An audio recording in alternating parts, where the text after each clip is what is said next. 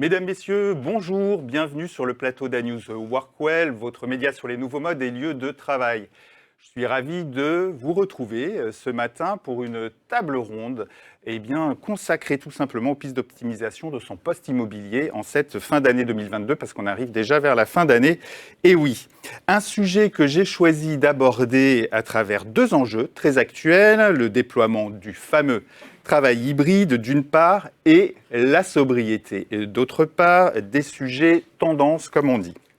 Pour en parler, je suis très heureux d'accueillir autour de moi sur ce plateau Stéphane Adnet. Stéphane, bonjour. Bonjour Lionel. Bienvenue. Merci beaucoup. Merci d'avoir accepté mon invitation. Donc, tu es le directeur général du groupe In-Situ, spécialisé dans les métiers de service depuis 25 ans déjà. Quart de siècle. Quart de siècle, hein, voilà.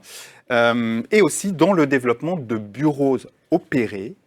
Alors avec toi, on verra ce que recouvre ce terme de bureau opéré et en quoi il peut aider à optimiser son poste immobilier. J'accueille également Béatrice Bélier-Gagnère. Bonjour Béatrice, bienvenue. Bonjour, ravie d'être là également.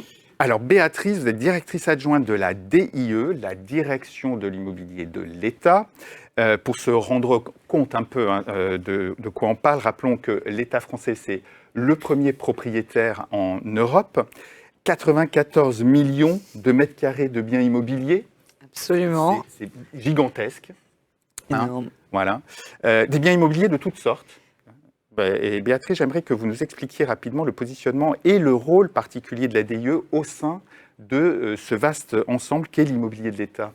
Tout à fait. 94 millions de mètres carrés avec des produits atypiques qui vont d'un musée aux maisons forestières en passant par des délaissés routiers et bien sûr beaucoup de tertiaires. C'est un parc un peu particulier. La direction de l'immobilier de l'État, en fait, n'est pas une direction de maîtrise d'ouvrage. C'est une direction qui a deux rôles, à la fois comme dans les sphères publiques, dans les sphères privées, un rôle de gestion, d'administration, de valorisation, donc gestion stratégique d'actifs, et nous sommes aussi une politique publique. Donc à ce titre, nous établissons des normes, c'est un grand mot, mais nous légiférons également. Et nous animons surtout une communauté de plus de 11 000 personnes qui font de l'immobilier au sein de l'État et que nous guidons, que nous accompagnons et nous expertisons et labellisons les projets de l'État pour garantir nos deniers publics. Oui. 11 000 personnes tout de même, avec, j'imagine, de nombreux projets. Combien de projets dans l'année vous êtes amenés à accompagner ? Honnêtement, des milliers, et dans l'année qui vient de passer notamment, plus de 4 200 en moins d'un an ont été notifiés, 17 000 marchés. Voilà, nous sommes dans une période aussi un peu particulière, et encore une fois, des projets de tous ordres. Oui, très bien. Mais on reviendra avec vous pour comprendre justement quel type d'action ou démarche vous préconisez pour optimiser le poste immobilier, puisque si j'ai bien compris, ensuite, c'est chacun est propriétaire et met en œuvre sur son périmètre. L'État est propriétaire, que nous représentons côté direction de l'immobilier de l'État, et les occupants sont à la manœuvre opérationnelle sur place. Très bien. Merci beaucoup Béatrice. Également sur ce plateau, je suis ravi de retrouver Xavier Marceau. Xavier, bonjour. Bienvenue. Voilà, merci de ta présence. Alors, tu étais jusque très récemment le directeur d'immobilier du groupe Ipsen. Oui. Groupe pharmaceutique, et tu te prépares à un nouveau challenge, on n'en dira pas plus ce matin, voilà, teasing. Et enfin, merci également à Damien Mazurel d'être présent aujourd'hui. Tu es donc le directeur général du cabinet Nerium Conseil. Bonjour Damien. Bonjour Lionel, bonjour à tous. Voilà, bienvenue. Nerium qui est un cabinet de conseil indépendant spécialisé dans l'optimisation des dépenses d'immobilier des entreprises. Donc ça tombe bien avec notre sujet du jour. Pour démarrer notre discussion donc autour des pistes d'optimisation du poste immobilier, je voulais qu'on regarde ensemble quelques chiffres, histoire de nous mettre quelques ordres de grandeur en tête. Alors vous allez voir apparaître à l'écran ces premiers chiffres qui sont issus d'une base de données que certains d'entre vous connaissent bien, ce sont les Buzy ratios de l'ARCEG. Ça, ce sont les chiffres de 2020. Ce qu'il faut avoir en tête, c'est que le poste loyer, assurance et taxes, vous voyez, représente grosso modo 50% des dépenses des budgets immobiliers. Voilà. Et puis, les 50% restants sont répartis, vous voyez, entre les charges d'exploitation du bâtiment et puis un certain nombre de services et équipements, fourniture de services, moyens équipements et une toute petite partie RH, qui est le management de la direction, tout simplement, de l'environnement de travail. Dans ces moyens équipements, il faut savoir que le principal poste de dépense, ce sont les voyages et déplacements, pour ceux qui l'ont dans leur budget. Voilà. Donc, vous voyez à droite la transcription par poste de travail au mètre carré, avec ou sans les voyages et déplacements. Vous voyez qu'il y a quand même une différence. On est à plus de 13 500 euros du mètre carré, par poste de travail, hors taxe, par an. Ça fait 789 euros par mètre carré, avec les voyages et déplacements. Et puis on tombe à un petit peu plus de 11 000 euros si on enlève ces voyages et déplacements par poste de travail. Donc là, vous voyez que c'est global et c'est une moyenne. Stéphane me posait la question en disant « Mais est-ce que c'est plutôt Île-de-France, plutôt région, etc. » Parce qu'évidemment, le loyer, ce n'est pas le même en Île-de-France et en région. C'est une moyenne où l'Île-de-France est quand même prépondérante. Mais c'est une moyenne. C'est sûr que si on prend que l'Île-de-France, on sera un petit peu au-delà. Voilà. Deuxième chiffre. Alors, différent des budgets ratios de l'ARCEP, puisque là, c'est CBRE qui nous donne un peu, justement, des chiffres moyens pour un immeuble code du travail de 10 000 m², 800 postes de travail, situé en Île-de-France, occupé par 5 locataires. Donc là, on est vraiment sur une typologie très spécifique. On est sur 2022 et CBRE se concentre sur les charges privatives et les charges communes uniquement. Et donc c'est hors loyer, et on est, vous voyez, un petit peu plus de 80 euros par mètre carré pour les charges privatives, un peu plus de 45 pour les charges communes, c'est-à-dire qu'on est sur un coût global entre 100 et 190 euros du mètre carré, et les charges privatives représentent 60-65% du montant, alors selon les niveaux de gamme, ça varie, etc. Béatrice, est-ce que ces éléments correspondent peu ou prou à la façon que vous avez à la DIU de répartir les grands postes de dépenses liés à l'immobilier? Effectivement, c'est des chiffres qui rejoignent nos ABAC, qui nous permettent justement de labelliser nos projets et de valider les prises à bail pour l'État. Nous sommes globalement, alors si j'ose dire, nous avons juste un petit poste, c'est l'avantage d'être État, c'est que tout ce qui est assurance ne nous impacte pas, l'État s'assure lui-même, donc c'est pas que ce soit énorme, on est entre 2 et 4% en général sur les assurances de mémoire, mais donc c'est un poste en moins, et si je peux me permettre, je pense qu'on a un poste café un petit peu plus faible, des charges privatives. C'est vrai que là, le poste café est 14%, ça me paraît un petit peu... Il faut voir ce qu'il y a dedans, il faudrait aller creuser. Il y a peut-être un peu de restauration quand même. Xavier, même question. Est-ce que ça pouvait correspondre à ce que tu suivais? Est-ce que tu suivais des indicateurs particuliers? Tout à fait. Bien évidemment, nous suivons, alors nous, les directeurs de l'environnement de travail et le directeur immobilier suivent avec attention tous ces indicateurs, vous vous en doutez. De façon assez générale, le directeur immobilier a une énorme pression pour monitorer, pour optimiser donc chacun de ses postes. Bien évidemment, le poste taxe, on ne va pas l'optimiser aussi facilement que d'autres, et il y a des fenêtres de tir pour une optimisation fiscale qui sont très précises. On va peut-être en parler avec Damien. Pour en parler après. Le loyer, je reconnais effectivement... La pondération, c'est ça? Voilà, c'est ça, 50%, c'est ce que mais dans mes 2 emplois précédents, c'est ce qu'on payait en France.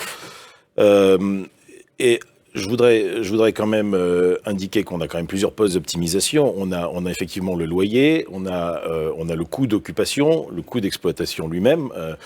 On a aussi les CAPEX, puisque là, on parlait que des OPEX. Oui. On a les surfaces, on en parlera peut-être tout à l'heure. On a l'empreinte carbone, qui sont liées aussi aux consommations d'énergie. Et puis, on a le parc immobilier à l'échelle macro, avec des consolidations possibles. Donc, le directeur immobilier suit tous ces indicateurs parce qu'il a tous ces leviers d'optimisation en tête de façon permanente. Compris. Damien et Stéphane, est-ce que vous avez des réactions par rapport à ces chiffres? Damien?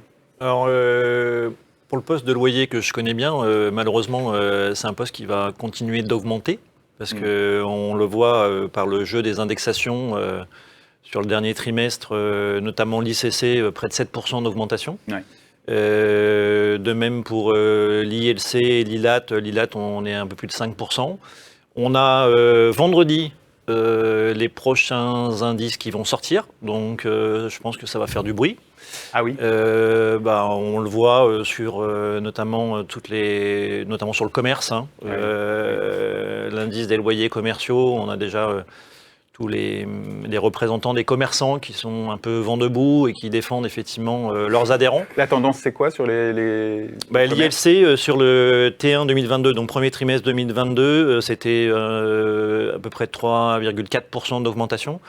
On se retrouve avec des magasins notamment qui baissent en chiffre d'affaires et des augmentations de loyers. Voilà. Sur l'ILAT, sur le tertiaire, c'est pareil, on est presque bientôt à 6% d'augmentation. Sans que rien n'ait changé, donc on passe tout d'un coup 6% d'augmentation. Et un deuxième point aussi sur le décret tertiaire, on en parlait, on parle de sobriété, etc. Ça va occasionner un renchérissement aussi de l'immobilier, des loyers. C'est vertueux pour effectivement être plus sobre, faire des économies d'énergie, mais ça nécessite aussi de passer par des travaux. Et donc ces travaux, il va falloir les financer. Et donc on va certainement les retrouver dans ce poste loyer. Stéphane ? Oui, j'ai 2 commentaires. Alors le premier, tu l'as déjà évoqué sur les 621 € par mètre carré, qui sont une moyenne donc au niveau national, selon les chiffres des budgets ratios de l'ARCEG, puisqu'on parle optimisation, puisque c'est le sujet du jour. Et j'anticipe un petit peu sur une future question que tu me poseras tout à l'heure. Je m'aperçois que le bureau opéré, donc le contrat de prestation de service, est finalement pas si cher que ça, voire même beaucoup moins cher que cette moyenne, donc qui est une moyenne nationale, mais évidemment qui est différent en fonction du loyer, que l'on soit dans le quartier central des affaires, en périphérie Île-de-France ou en banlieue bordelaise ou toulousaine ou marseillaise. Donc ça, c'est ma première remarque. La deuxième remarque sur la boutade donc, du café, oui, 14,1%. Ça me paraît beaucoup. Chez nous, chez InSitu, en bureau opéré, le café est gratuit toute l'année, tous les jours, pour tout le monde. D'accord. Donc, quelque part, c'est un coût que le client finance dans son coût au mètre carré, mais il ne s'en aperçoit pas. Mais en tout cas, c'est pas 14%. C'est pas 14%. C'est sûr. D'accord. Ok. Très bien. Merci. Alors, premier grand sujet d'actualité que je souhaitais évidemment aborder avec vous. Xavier, tu as parlé des différents pistes d'optimisation, différents sujets sur lesquels on peut intervenir. Il y a un grand sujet en ce moment au sein des directions immobilières, c'est évidemment le déploiement du travail hybride et les éventuelles sources d'optimisation qui permettent de dégager. Donc Xavier, on a vu plus de 50% des coûts du poste immobilier dans son ensemble sont liés au coût d'occupation des surfaces. Or, évidemment, le taux d'occupation moyen des surfaces est en chute libre. Il est en moyenne en ce moment de 26%. Donc, il était avant 2020 autour de 40%, ce qui était déjà assez faible et en baisse. Et là, il est en moyenne de 26%. Qu'est-ce qu'on fait quand on est dans cette situation, quand on est directeur immobilier, pour optimiser son parc ? Oui, c'est effectivement un des premiers sujets pour un directeur immobilier. Alors, tu viens de donner des ratios qui sont pour moi les taux d'occupation au poste. Nous, on aime bien aussi mesurer les taux de présence dans le bâtiment. Grosso modo, on est passé d'une situation avant Covid où on était à 60-70% de présence des employés dans le bâtiment à 30-40% aujourd'hui. Donc ça fait quand même une chute de 30%. Avec des pics dans la semaine en plus qu'il faut gérer, parce que le vendredi, le lundi, le vendredi. Voilà, ça on pourra parler après de cette façon de gérer les pics et donc du rôle du bureau peut-être. Mais donc c'est cette chute de surface. Donc ça veut dire on est potentiellement amené à rendre 30 ou 40% de surface supplémentaire. Pour les rendre, évidemment, il faut passer en poste désattribué, donc en flex, si on souhaite l'appeler comme ça, ou en mode agile. Et donc c'est un passage vers lequel, qu'on accélère, qu'on avait bien entendu démarrer avant le Covid. Je l'avais fait pour L'Oréal en 2014, je l'ai fait pour Ipsen, je l'ai entamé pour Ipsen il y a 2-3 ans, et on accélère aujourd'hui. J'ai noté un chiffre, la moitié des entreprises en France prévoient d'accélérer ce passage en flex de cette année. Oui, absolument. Et 90% des entreprises en zone IMIA, en Europe, dans le reste de l'Europe. Donc ça veut dire qu'on n'est pas les plus en avance, mais tout le monde s'y met. Et l'autre avantage, c'est aussi de réduire l'empreinte du parc à l'échelle du parc. C'est pas juste la surface du bureau. Après, ça permet de consolider ce que nous avons fait, Ipsen aux États-Unis, par exemple. Ça a des avantages aussi sur l'empreinte carbone. Ça se déploie pas en 3 mois ou Non, 6 mois. Alors, bon, notamment en France, c'est quelque chose qui passe par la consultation des instances du personnel. Bien sûr. Il faut convaincre et expliquer à tout le monde quels sont les avantages. Mais c'est une tendance Contraint lourde. un peu aussi par les baux.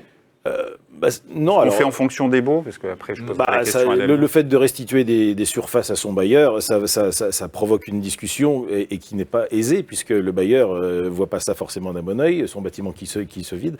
Donc il faut donner autre chose. Peut-être qu'il faut redonner de la durée, peut-être qu'il faut faire appel à des opérateurs tiers. Et c'est là où je pense qu'on a les plus belles solutions qui peuvent se mettre en place, parce que ça permet un dialogue. Ça permet de débloquer la situation, donc que ce soit des coworkers ou des opérateurs de bureau. Donc ça, c'est très important. Simplement, il y a une tendance de fond très lourde. KPMG, au mois d'août, vient de déménager à New York et de libérer 40%. Il vient de restituer 40% de ses surfaces et de consolider 3 adresses en une. Et même des entreprises qui ont... Pour le coup, ils vont vite. Alors. Oui, et même des entreprises qui ont des super fortes croissances comme Meta et Amazon... ils viennent d'annoncer, en juillet cet été, ils ont annoncé qu'ils réduisaient leur empreinte aussi. Donc, ils le font aussi en passant en flex et en utilisant ce nouveau mode hybride.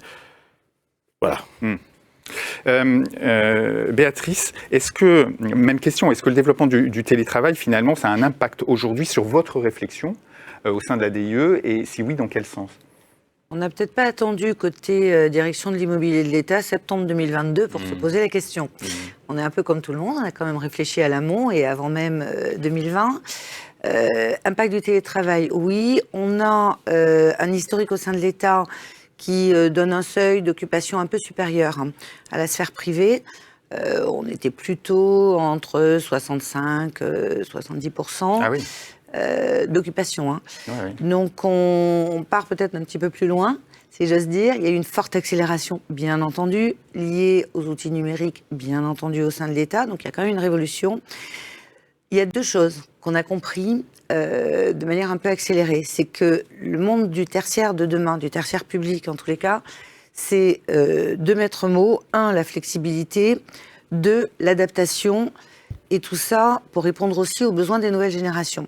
Donc l'État est comme tout le monde, comme la sphère privée, on réfléchit à donner le meilleur produit. Donc flex en beau, flex en surface, flex en durée, flex en service, et surtout, avec bien sûr un portage du management, on s'est fait la même réflexion, flex en métier. En gros, on doit maintenant tout affiner, c'est plus du tout les années 80-90, on n'est plus dans tu vas avoir mathématiquement X mètres carrés par personne, et on intègre effectivement ces 2 maîtres mots qui sont importants, parce que c'est un travail d'orfèvre. Dans nos réflexions, juste pour mémoire, l'État vient de sortir, ça date de fin d'année dernière quand même déjà, un rapport de l'immobilier de l'État sur le tertiaire de demain, qui inclut des réflexions, monde académique, monde public, parapublic, etc. Et nous en sommes arrivés à la conclusion il faut tendre vers telle image idéale, avec peut-être moins de mètres carrés, certainement moins de mètres carrés, mais surtout mieux de mètres carrés. Ce qui veut dire que proportionnellement et mathématiquement, le gain économique n'est pas au mètre carré près. Il sera sur quoi alors, plutôt ? Ça sera encore une fois tendre vers, ça veut dire avec du mobilier plus adapté, donc un mobilier certainement plus onéreux que ce qu'on faisait il y a 10-15 ans, avec des équipements, on a parlé d'investissement à l'amont, de l'éclairage différentiel, avec au minimum 2, voire 2,3 postures de travail par jour pour nos occupants des murs de l'État. On est comme tout le monde, on a les mêmes réflexions. C'est vrai qu'on parle de moins en moins de postes de travail, de plus en plus de positions de travail. C'est comme ça qu'il faut réfléchir. Sens de l'histoire. Oui, d'accord. Sur l'inflation, puisque Damien en parlait, vous êtes rarement locataire, si ? Alors justement, non, on a un parc très mixte. Ah oui. On a bien sûr nos 94 millions de mètres carrés, mais on a également un fort parc locatif. Et je dirais que la chance que nous avons côté État, nous avons une plutôt belle signature, hein, qui nous permet effectivement d'avoir des négociations plutôt intéressantes par le biais de franchises d'accompagnement, etc. Mais ce que nous demandons aujourd'hui, c'est de la flexibilité. Les durées longues, on ne sait pas faire. De la sous-location, il faut pouvoir nous le proposer. On a quelques leviers pour faire admettre aux institutionnels. Oui, c'est ça. Ouais. Vous avez la puissance, finalement, du nombre de mètres carrés et la signature. Bien sûr. Donc, on voit que les impacts du télétravail nécessitent souvent, alors, soit de libérer des surfaces, de les sous-louer, de devoir renégocier éventuellement ces baux. Et j'entends souvent dire que le format des baux commerciaux empêche de s'ajuster comme on le voudrait. Damien, chez Nerium, vous êtes des spécialistes du sujet. Qu'est-ce que tu peux dire aux directeurs de l'immobilier qui nous écoutent concernant cette capacité, cette possibilité de renégocier ces baux dans cette période? Alors, donc nous, effectivement, chez Nerium, on est expert de la relation bailleur-locataire, donc on est au cœur de tous ces sujets, de tous ces échanges que les entreprises doivent avoir avec leurs bailleurs. Premier point, c'est vrai que un bail 369 en France, aujourd'hui, ça peut paraître archaïque parce que dans 3 ans, dans 6 ans, voilà, on ne sait pas forcément vers quoi on va. D'un point de vue bailleur, les bailleurs sont eux habitués à vouloir de la durée et de pouvoir offrir effectivement des franchises de loyer, des accompagnements en fonction de la durée du bail. Donc en fait, on parlait de flexibilité et eux, ils parlent de longévité. Donc on a des choses qui s'écartent un petit peu. Donc il va falloir trouver un terrain d'entente, que les bailleurs changent un peu aussi de logiciel pour écouter leurs clients. Parce que en fait, on aime bien ce mot client chez Nerium, parce que en fait, le locataire, l'utilisateur, il est client d'un bailleur. Voilà. Et donc le bailleur, pendant longtemps, il a été très fort et a imposé ses conditions financières, voire juridiques. Et voilà, aujourd'hui, il faut un peu changer de logiciel, se mettre autour de la table. C'est-à-dire que tu veux dire que le marché aujourd'hui, il est un peu plus favorable aux locataires qu'il y a quelques années? Il est, encore une fois, dans l'immobilier, on le sait tous, c'est l'emplacement qui compte. Ouais. Que vous soyez à La Défense ou que vous soyez à Saint-Lazare, ou, voilà, à 2 km, vous n'allez pas obtenir les mêmes choses. On dit que c'est plutôt le quartier central, enfin des affaires de Paris qui est très sous tension, qui est très tendu, et que par contre pour le reste du marché, c'est plus lâche. C'est ça. Donc en fait, dans le cœur de Paris, en gros, vous allez obtenir un minimum de mesures d'accompagnement. Vous faites 2 stations de RER, vous allez à La Défense, et là on va vous ouvrir le tapis rouge pour vous faire venir. Voilà. C'est pareil dans les grandes agglomérations, bien sûr. Centre-ville de Toulouse. Sur toutes les grandes métropoles, en fait, il y a un quartier central des affaires et où la tension sur les prix est extrêmement forte. Ah oui. Autour, c'est beaucoup plus souple. Et donc il y a cet appel, il y a vraiment ce mouvement vers le centre-ville qui attire plus qu'autour. On parlait de réduction de mètres carrés, donc moins de mètres carrés pour mieux de mètres carrés. Donc mieux placé, mieux organisé, mieux installé, plus convivial. Ouais, plus facile d'accès. Voilà. Okay. Ça, c'est aussi vrai pour le locataire, donc le directeur immobilier, que pour le bailleur. Que le propriétaire, il faut qu'il fasse aussi, comme disait Béatrice, il faut qu'il fasse moins mais mieux. C'est-à-dire que ces actifs qu'il doit proposer doivent être plus performants environnementalement, enfin du point de vue ESG même, et puis bien placés toujours. Et c'est ça le levier de discussion pour un contrat de bail ad hoc. Et malgré tout, on arrive à renégocier. Tu me disais en préparation, dans toutes les situations, ça vaut le coup d'essayer. Alors, déjà, ça vaut le coup d'essayer, parce que tant qu'on n'a pas essayé, on ne sait pas si ça marche ou si ça ne marche pas. Maintenant, il faut y aller bien armé. Ça veut dire qu'il faut avoir, il y a quand même une méthodologie, il faut avoir étudié son marché, avoir des valeurs locatives de marché, bien connaître effectivement ce qu'on paye, mais aussi ce vers quoi on veut tendre. Les aspects juridiques, un bail, ça reste un contrat qui a été signé par les 2 parties.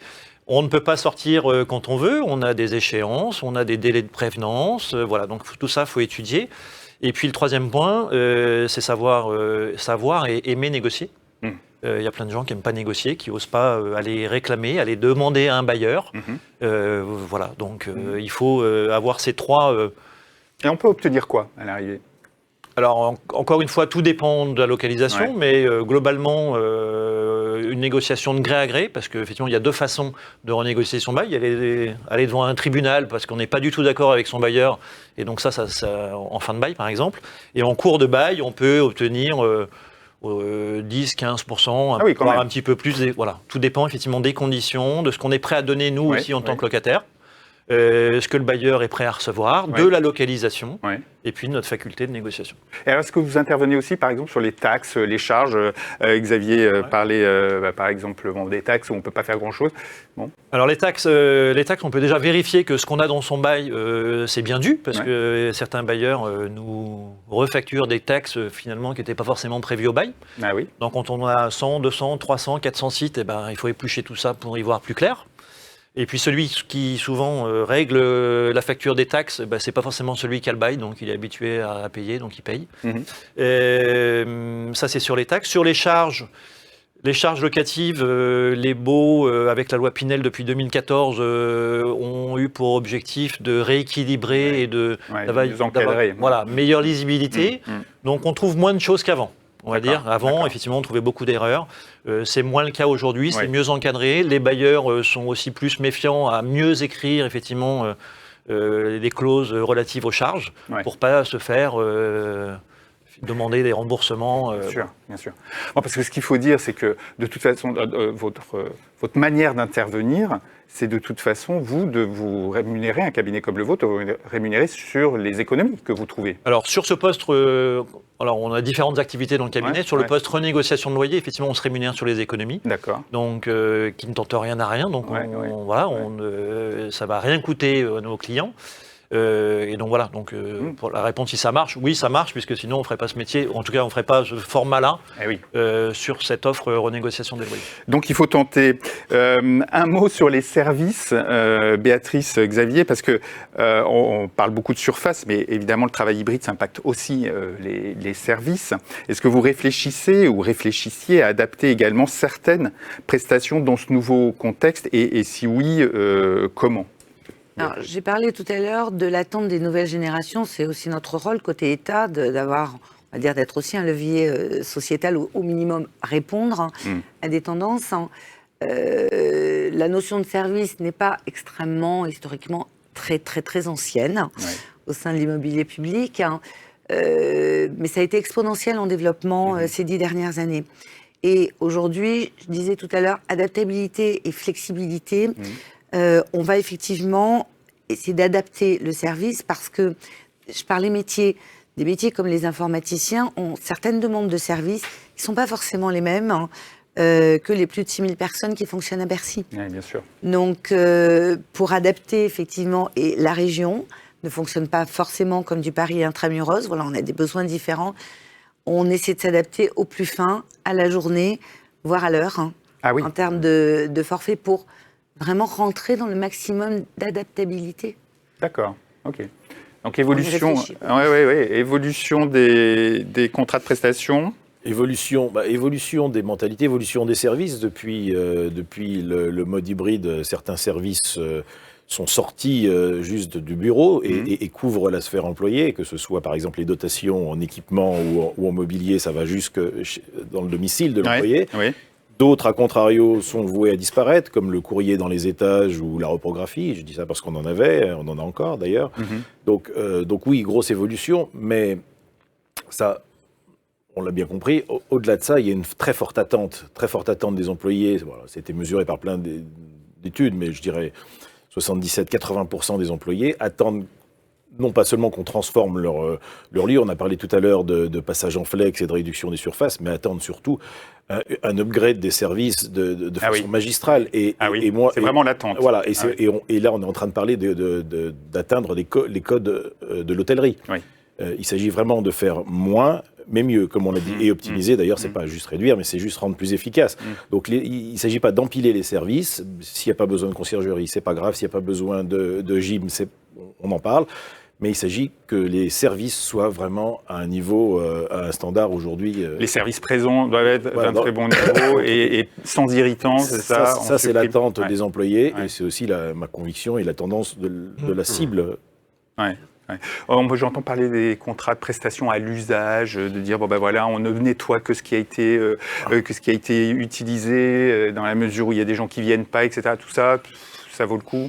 Je suis pas sûr que ce soit le sujet. Faire moins mais mieux, encore une fois.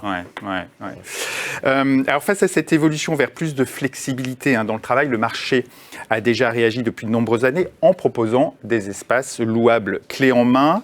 On sent qu'il est prêt à aller un cran plus loin en proposant des prestations complètes de type hôtelier. C'est ce que j'appelle le bureau opéré. Stéphane, c'est ce que vous proposez depuis déjà quelques années chez In-Situ. Est-ce que tu peux nous expliquer le concept ? On va d'abord regarder quelques chiffres à l'écran. Alors, vous voyez tout d'abord ce fameux taux d'occupation moyen des bureaux en 2022 au niveau mondial, 26%. Et puis, juste en dessous, une étude, quelques chiffres qui sortent d'une étude, c'est ça Stéphane, une étude de Xerfi ? Oui, c'est l'étude Xerfi biennale qui est parue en février 2022 et qui décrit le marché du bureau opéré, donc le marché du bureau serviciel, marché du bureau flexible, les surfaces les plus flexibles, et qui représente aujourd'hui environ 600 000 mètres carrés en France. Donc cette année... Il est attendu en forte progression. Forte progression, donc on est sur plus 25% de chiffre d'affaires sur cette année en cours, et plus 10% les années suivantes.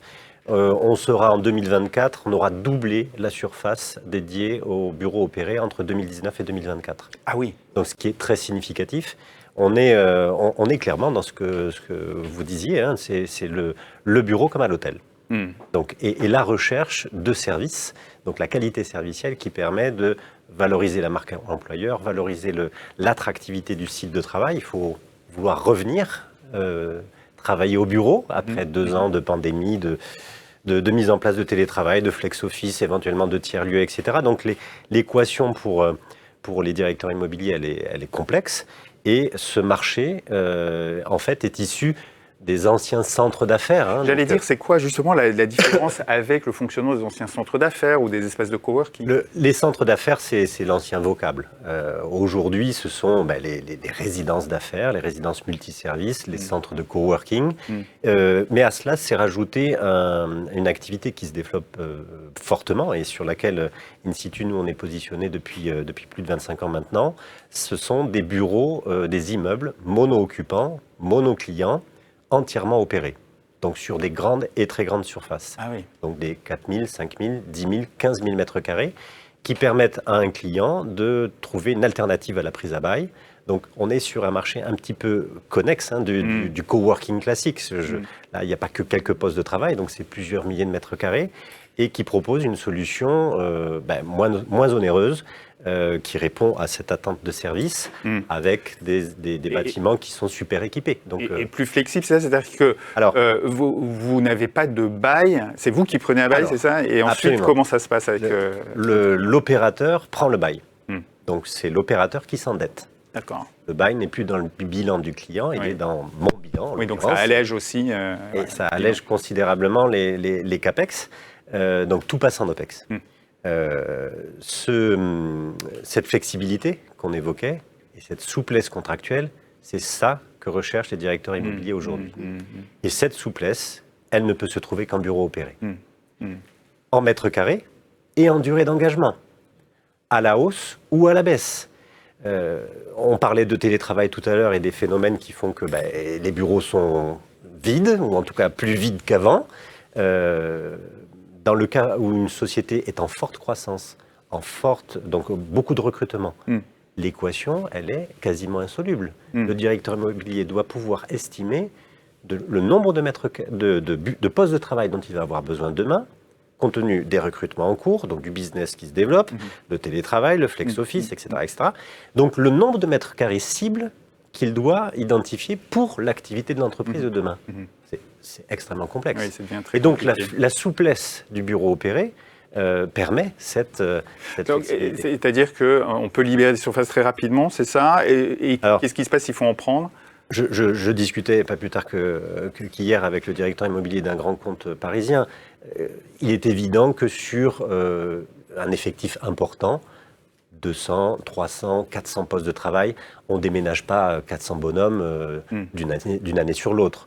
Donc il y a quand même un minimum d'engagement, d'ailleurs, à la demande du directeur immobilier lui-même, qui est de dire, bon, allez, faites-moi un prix sur, on va dire, 2 ans ou 3 ans minimum, et après je verrai ce qui se passe. Donc oui, c'est une souplesse, mais ce n'est pas du jour au lendemain. Je ne vais pas réduire la moitié de mes surfaces que j'occupe aujourd'hui du jour au lendemain. Oui, donc il y a quand même un petit engagement. Et j'entends souvent dire que la location d'espace clé en main, ça apporte, une flexibilité, et que ça a forcément un coût, cette flexibilité, que ça peut devenir très cher quand on a besoin de recourir à des prestations hors forfait. Alors, les fameuses locations de salles, de réunions, les photocopies à la fin du mois. C'est tous des petits postes. Ben oui, mais c'est tous des petits postes comme ça, mais ça s'ajoute. Alors, est-ce que le bureau OPS c'est vraiment une piste d'optimisation pour un directeur d'immobilier quand on met tout bout à bout? Pas vous dire le contraire. Ouais. Donc, mais clairement, oui, c'est une piste d'optimisation. Et non, c'est pas cher. Non, c'est pas cher parce que, d'une part, il y a les aspects de transformation de CAPEX en OPEX que j'évoquais tout à l'heure. Donc, une baisse de l'endettement du client. Et c'est pas vrai uniquement sur le fait que l'opérateur prend le bail. Tous les aménagements intérieurs, tous les achats de mobilier de bureau sont à la charge de l'opérateur. Donc le client, lui, n'a plus de financement à assurer sur ce poste-là, voire même d'emprunt à contracter pour financer ce poste-là. Il y a d'autres gains directs, c'est que ces coûts d'aménagement sont complétés aussi souvent par, évidemment, par la gestion administrative des contrats qui font la vie du bâtiment. Donc tout le facility management. La maintenance, la sécurité, l'incendie, enfin que sais-je, vous connaissez ça tous. La climatisation, ça c'est assuré par le prestataire. C'est lui qui gère. Le coût d'une facture, alors tous les clients ne sont pas en capacité de pouvoir identifier ce coût-là, mais en général les grandes entreprises le sont. Une facture, ça coûte entre 90 et 250, voire peut-être parfois 300 €, la gestion de la facture à l'intérieur du client. Donc ce coût-là disparaît. Multiplié par le nombre de factures. Multiplié par le nombre de factures et le nombre de fournisseurs, évidemment. Et puis tout simplement le coût de pilotage du projet. Moi, j'ai des clients directeurs immobiliers qui me disent non seulement j'ai plus de CAPEX, mais en plus j'ai plus de bras. C'est-à-dire dans mon équipe, il n'y a plus personne. Ça peut faire peur un peu un directeur immobilier, ça, non? Quand il a optimisé jusqu'au bout, effectivement, il est dans cette situation. Non, plus sérieusement, moi je trouve le modèle très intéressant parce que c'est du sur-mesure. Quand on est une start-up ou une entreprise qui n'a pas de visibilité ou de surface financière, comme une grosse entreprise, ou une grosse entreprise qui n'a pas la visibilité sur son taux d'occupation parce qu'il n'est pas mesuré aujourd'hui de façon continue dans très peu d'entreprises. Donc là, oui, effectivement, on a une belle solution qui est à mi-chemin entre le bail classique et le coworking. L'avantage... Et je te fais un peu ton porte-parole, mais l'avantage, c'est qu'effectivement, cette solution permet de respecter l'ADN de l'entreprise. C'est très important, la marque employeur, la vitrine, on n'en parle pas assez, mais et ça intéresse un directeur immobilier, qu'on soit monolocataire ou pas, mais en tout cas, au moins, on peut avoir identifié une présence dans un bâtiment. Bon. Et d'accéder peut-être à des niveaux de service. On parlait de niveaux de service hôteliers. Pour le coup, ça permet d'accéder tout de suite à des niveaux de service. Pour faire revenir les collaborateurs sur site de travail, il faut que le site soit attractif, sympa, convivial, collaboratif, avec du mobilier qui est adapté, que vous disiez, madame, tout à l'heure, effectivement, qui est assez cher, mais de tout ça, c'est l'affaire de l'opérateur, et que le site de travail suscite de l'émotion. S'il ne suscite pas d'émotion, si on n'y vient pas pour travailler en équipe dans des espaces qui sont faits pour ça, si le lieu et le temps de restauration n'est pas finement adapté au nouveau mode des usages de travail, les gens ne viennent pas, tout simplement. Et donc, tout ça contribue effectivement à la valorisation de la marque employeur, à l'attractivité plus forte et à la rétention des talents, parce qu'il faut que les gars qui sont déjà en poste n'aient pas envie de partir. Et donc une augmentation de la performance, tout simplement, une baisse du turnover.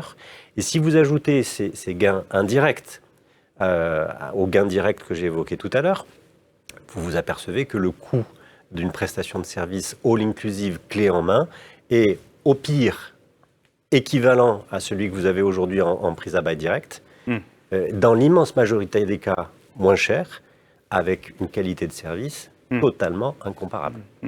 Donc il faut de l'émotion et il faut qu'il fasse plus de 19 degrés. On va peut-être en parler après.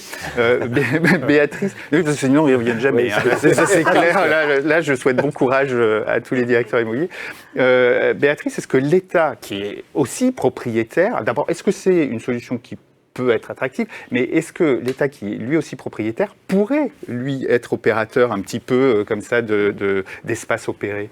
Alors, deux choses. Sur l'attractivité de la solution, oui, et pas toujours. Oui, parce que flexibilité, tout ce que vous avez expliqué. Derrière, il se pose quand même, mais pas que pour l'État, j'imagine pour d'autres grandes entreprises, un problème SI, à savoir tout ce qui est sécurité. Et inutile de vous dire que le ministère de la Défense ou de l'Intérieur ne peut pas se connecter n'importe où, n'importe comment. Ça vaut d'ailleurs aussi pour la Direction générale des finances publiques. C'est une première petite problématique. Deux, ça se résout. Par expérience. On a des clients oui, alors on en reparlera parce que je ne suis pas sûre pour l'État. Ensuite, c'est une solution qui peut être aussi ponctuelle. Par exemple, quand on fait des opérations tiroirs, tout simplement, on mène des milliers de projets au sein de l'État tous les ans. Donc on a effectivement besoin de ce genre de sujet. C'est aussi une solution pour certains des métiers de l'État, mais comme tout le monde, comme toutes les sphères. On a, par exemple, une prise à bail ponctuelle à Station F, pour des start-up ou autres. Et sur, est-ce que l'État peut proposer ces 94 millions de mètres carrés pour faire des espaces de coworking, espaces de bureaux opérés? Je dirais il le fait déjà, ponctuellement, souvent en expérimentation, mais c'est une feuille de route que nous avons lancée au sein de l'État, parce que les collectivités locales en France sont très en avance là-dessus. Ah oui. Elles ont déjà utilisé, pour certains, des maisons France Service, pour d'autres, des espaces qui appartiennent au département, à la commune, etc. Et l'État réfléchit là-dessus. Je m'implique personnellement là-dessus, ce qu'on appelle les tiers-lieux de l'État. Pour demain, on n'en est pas encore au niveau de service de l'hôtellerie, je vous le confirme. On en est à réfléchir comment on l'a fait pour les nouveaux espaces tertiaires de travail de demain. Donc, groupe de travail, monde académique, on échange, on parle avec des gens comme vous. On aura forcément des choses à mettre à disposition, mais pour les raisons de sécurité dont j'ai parlé, la mixité privée-publique ne sera pas si évidente que ça. Mais du domanial, on en a, oui. Après, il faut qu'il matche avec le bon emplacement, etc. Sûr, et on tient beaucoup, et vous avez insisté là-dessus, à notre collectif. On tient beaucoup à ce que les équipes qui se retrouvent quand même chez elles, dans leur bureau, même si on a réaménagé tout ça, se retrouvent ensemble. Mais vous me disiez, Béatrice, que dans certains pays nordiques, les directions d'immobilier de ces États-là s'imaginaient, pourquoi pas, opérateurs d'espaces opérés. Alors, non seulement s'imaginer, il faut savoir, par exemple, que dans des pays comme la Finlande, à 96%, ils sont dans des bureaux de tiers-lieux, ce qui fait que nos homologues de direction immobilière de Finlande ne se considèrent pas comme une direction immobilière de l'État, mais comme un gestionnaire de tiers-lieux. Donc c'est intéressant. Les pays du Nord, également tout ce qui est Norvège, notamment Finlande, sont très en pointe là-dessus et ne se considèrent que comme ça, avec une immense flexibilité des agents de la fonction publique. Allez, quelques minutes sur la sobriété, puisque j'en parlais tout à l'heure. On va rester avec vous, Béatrice. Est-ce que vous participez au plan de sobriété de l'État là, qui va être dévoilé cette semaine? Si oui, sous quelle forme? Alors, là encore, c'est pas comme si on avait découvert début septembre le sujet sobriété. La direction de l'immobilier de l'État travaille depuis 2018 sur une feuille de route qui est liée à la sobriété, puisque c'est une feuille de route de transition énergétique. On a parlé du décret tertiaire, enfin, je veux dire, on l'a tous au-dessus de la tête. Je me sens un petit peu plus concernée avec mes 94 millions de mètres carrés, mais c'est un sujet qui n'est pas neutre. Du coup, sobriété, oui, nous participons au groupe de travail depuis dès avant l'été déjà. Vous le savez, c'est un secret pour personne. Il y a quand même un projet de loi, accélération, simplification, qui est actuellement à l'étude du Conseil d'État. Bien entendu que l'immobilier de l'État, qui dépense quand même 13 terawatts par an. Je ne sais pas combien ça représente de... Par rapport à l'État Je peux juste vous dire par rapport à l'État. Ah oui, non, de réacteurs nucléaires, mais bon, bref. Alors, je ne m'engagerai pas là-dessus, c'est hors de mon champ de compétences, mais en tout état de cause, non seulement nous y réfléchissons depuis de longues années, bien entendu que nous accélérons cette réflexion. La problématique gaz pour la prochaine période de chauffe n'est pas neutre. Et les groupes de travail sont tout le monde le sait. Vous allez appliquer les 19 degrés? C'est pas qu'on va l'appliquer. Il y a déjà eu 2 circulaires, une du 13 avril et une du 25 juillet dernier de nos différents premiers ministres. Nous sommes l'État impeccable. Nous sommes l'État exemplaire. Bon. Donc, bien entendu que une circulaire, les agents de la fonction publique l'appliquent, mais le monde privé, j'imagine, applique exactement et a les mêmes réflexes que nous. Alors, je vois sortir quelques plans de sobriété qui indiquent plutôt on va baisser d'1 degré par rapport à ce qu'on faisait, mais ils n'indiquent pas forcément les 19 degrés parce que c'est souvent compliqué, vous le savez bien. Autre sujet, Xavier, certains envisagent, et j'entends cette rengaine de plus en plus souvent, de fermer les sites le vendredi, c'est-à-dire de basculer sur un mode où on va imposer un jour de télétravail ou de RTT ou peu importe le vendredi pour fermer les sites. Et il paraît que pour certains, ils arriveraient immédiatement à baisser de 10% leur consommation. C'est une solution, ça ? Mécaniquement, arithmétiquement, certainement. Et le directeur de l'environnement de travail serait content de réduire ses coûts d'exploitation ainsi. Ceci dit, il ne faut quand même pas oublier les employés. L'attente principale qui est sortie, qui transparaissait à travers toutes les études depuis 2 ans, c'était le choix. Et certains employés ne sont pas bien chez eux et souhaitent pouvoir venir travailler quelque part. Donc il appartient à un employeur responsable d'offrir des solutions. Alors, ce ne sont pas forcément des solutions dans le bureau, ça peut être des tiers-lieux, mais le problème doit être traité avant de parler de fermeture du bureau le vendredi ou le lundi. Ça, c'est la première chose. La deuxième chose, les entreprises qui sont passées, qui ont adopté un télétravail, un mode hybride avec un télétravail supérieur donc à partir de 3 jours par semaine, elles ont conscience, elles le savent, elles ont fait basculer le schéma de vie de leurs employés qui pour la plupart, se mettent au vert. Au-delà de 2 jours, ça mérite d'être considéré. Et donc à partir de là, effectivement, on peut redimensionner différemment. Moi, ça pose à ce moment-là la question centrale du rôle du bureau. Je crois que, et on ne va pas la résoudre ce matin, mais l'entreprise, avant même de parler de stratégie workplace ou de contrat de coworking ou de bureau opéré, il faut qu'elle se pose la question du rôle du bureau. Est-ce que c'est un lieu totem pour les employés? Est-ce que c'est un refuge, une offre pour tout le monde? Est-ce que c'est juste une marque employeur? Quel est le rôle du bureau? C'est une question centrale et à partir de là, on pourra dire on ferme le vendredi ou pas. Oui. Un tout dernier mot sur les voyages et déplacements, parce qu'on a vu que c'était un budget important. C'est aussi une des sources principales de consommation, évidemment, d'énergie fossile. Est-ce que vous travaillez sur ce sujet? Alors, au sein de l'État, oui. Alors, je ne représente pas tout l'État, tout de suite, maintenant.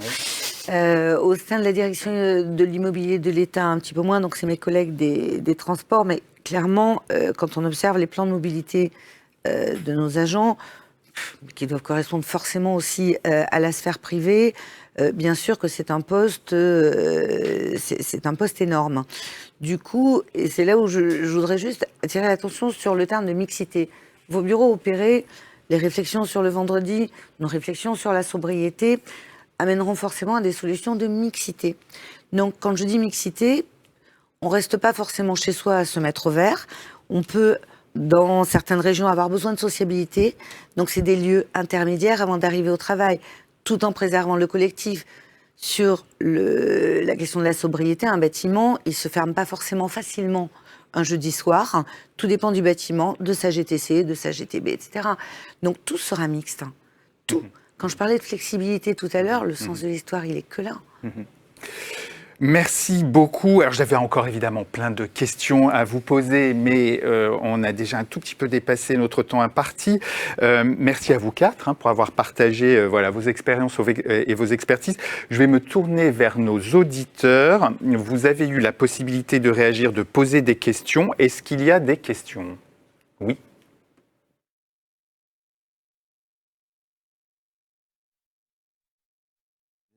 C'est celle-ci. J'ai commencé à parler des 19 degrés cet hiver et c'est la levée des boucliers.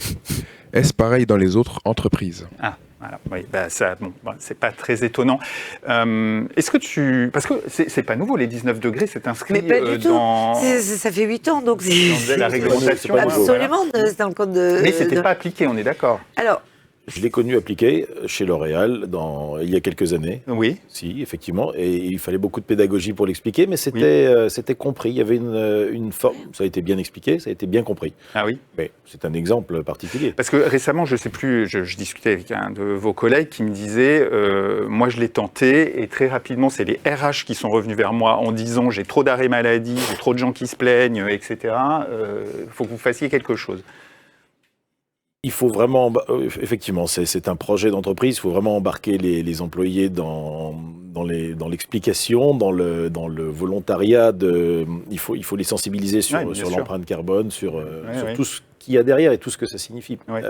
Et est-ce qu'on est obligé de réfléchir en 19 degrés partout? C'est-à-dire, est-ce que c'est pas 19 degrés de moyenne, par exemple, dans tout le bâtiment? Et on peut peut-être avoir des espaces qui sont moins chauffés. Pragmatique. Il y a certains laboraires qui nécessitent où il n'y a pas de débat, c'est telle frange de température, certains lieux de production également. Les locaux de l'infirmière dans le siège aussi, bon. Donc, bien sûr, faut être souple, encore une fois. Il faut pouvoir individualiser tout ça. Voilà. Orfèvrerie. Vous allez l'appliquer? C'est difficile pour... oui, on va faire tout pour appliquer. Mais moi, j'ai pas des salariés. Ouais. Moi, j'ai des clients. Ah oui. Et si je leur fais un bureau trop froid, je suis pas sûr qu'ils aient forcément beaucoup envie de venir chez moi, alors qu'ils payent. Oui. Donc, c'est une vraie préoccupation et nous aussi, on doit s'y mettre, les acteurs du bureau. Oui, il va falloir beaucoup communiquer. Est-ce qu'il y a une autre question? Alors bien sûr, la deuxième question, existe-t-il des chiffres permettant de comparer le coût d'un poste de travail en bureau opéré avec celui d'un poste de travail géré en interne? Le Graal. Alors nous, on en a donné un. On a donné celui en interne. Alors, les 621 je vous donnerai euros pas mes carré. chiffres de façon totalement transparente. Non, alors, il n'existe pas en fait d'études telles que l'ARCEP fait au sens large sur le coût d'un poste de travail comparé à un poste de travail en bureau opéré. Même si Xerfi, dans son étude biennale, donne pas mal d'infos. Moi, ce que je peux vous dire, c'est que, pour être très très court, il y a deux briques. La première brique, c'est le loyer, l'impôt foncier, le coût du parking. Ça, c'est la même chose qu'on soit en prise en bail direct ou en bureau opéré. Et puis après, vous avez une brique servicielle. Et cette brique servicielle, elle est plus ou moins haut de gamme. Donc, le coût de cette brique servicielle, qui inclut d'ailleurs aussi le coût des énergies, donc la maintenance, la climatisation, etc., le nettoyage, le jardinage, etc., les aménagements intérieurs, de quelle catégorie ils sont? Est-ce qu'il y a des fitness centers, des business lounges, un studio télé ou pas? Le coût va être différent. Mais on est, je vous l'ai dit tout à l'heure en début d'émission, 621 € le prix le mètre carré sur une moyenne nationale. Moi, en région, je suis presque plusieurs centaines d'euros moins cher. En deçà. Donc en région, l'emplacement, toujours. Évidemment, quand j'ai un loyer à 135 € le mètre carré, c'est clair que c'est plus facile. Si je suis au quartier central des affaires où j'ai un loyer à 1000 € le mètre carré, là, ça va être compliqué. Forcément au-delà. Compris. Une toute dernière question, s'il y a. Oui? Ah bon, allez. Alors, j'ai des surfaces libres que je n'arrive pas à sous-louer à mon bailleur mon bailleur ne veut rien renégocier. Comment faire? Ça c'est pour toi, Damien. Donc quoi, j'ai des surfaces libres que je n'arrive pas à restituer à mon bailleur. Effectivement, on parlait des baux 369 en France. Donc un bail 369, on a le droit de finalement quitter ses locaux, dénoncer son bail avec 6 mois de prévenance avant l'échéance du bail. C'est pas très étonnant. Aujourd'hui, on a un effet domino où j'avais 3000, je prends 2000. Celui qui avait 2000, il prend 1000. Et en fait, il y a une vague de négociations envers les bailleurs où tout le monde vient voir son bailleur en disant en fait, il me faut plus petit. Et puis vite. Voilà. Donc, il faut trouver des solutions. Il faut déjà bien comprendre le bail, ce qui est écrit, ce qu'on a le droit de faire, ce qu'on n'a pas le droit de faire. Et puis essayer de voir tous les leviers de négociation qu'on a, voir ses valeurs locatives de marché, voir effectivement si le bailleur peut proposer autre chose. Il faut aussi être créatif. Ouais. On parlait de flexibilité, mais c'est aussi finalement aux entreprises de proposer des choses. Le bailleur, il reste aussi dans sa simplicité, j'allais dire, dans son cadre. À nous de proposer des choses pour le faire bouger et pour trouver un terrain d'entente. Est-ce que tu vas jusqu'à proposer, par exemple, qu'ils fassent des espaces de corpo-working, qui eux-mêmes développent des espaces de coworking? Il faut les aider. Ouais. Il faut les aider à être créatifs, à leur trouver des idées. Quand on a en face de nous un gestionnaire qui a 100, 200 baux, voilà, plus c'est simple pour lui, mieux il se porte. C'est plus facile de dire non que de dire oui, donc soyons créatifs. Compris. Parfait. Merci beaucoup. Allez, il est l'heure de conclure. Un grand merci encore à vous quatre. Voilà, c'était un plaisir. Merci à vous tous de nous avoir suivis. Rendez-vous le 20 octobre prochain pour notre prochaine table ronde qui traitera de l'accompagnement du déploiement du travail hybride. Je vous souhaite une très bonne journée. À bientôt.